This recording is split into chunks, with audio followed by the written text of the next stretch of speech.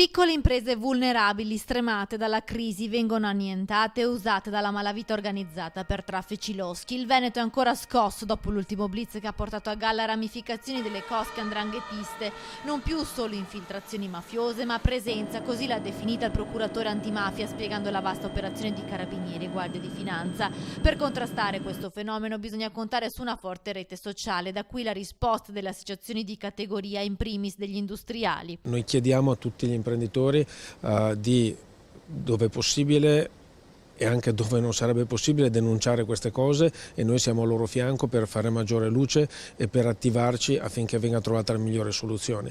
Gli altri, devo dire che noi non possiamo sicuramente considerarli imprenditori, gli altri sono delle figure che creano solo del male. È stata proprio la denuncia di un imprenditore trevigiano, titolare all'epoca dei fatti di un'azienda di Galliera Veneta, a dare il via con la sua denuncia alle indagini. Con il racconto ai nostri microfoni ha rievocato gli anni durissimi delle minacce e della paura. Imprenditori che vanno sostenuti e forze dell'ordine che devono poter avere sempre informazioni aggiornate. Per questo la Camera di Commercio di Padova scende in campo con uno strumento importante. Una delle società partecipate dalla Camera di Commercio è Infocamere. Infocamere è il detentore del registro delle imprese ed ha una banca dati di grandissimo valore dove può estrapolare qualunque tipo di informazioni che possono essere utilizzate poi anche per le forze dell'ordine.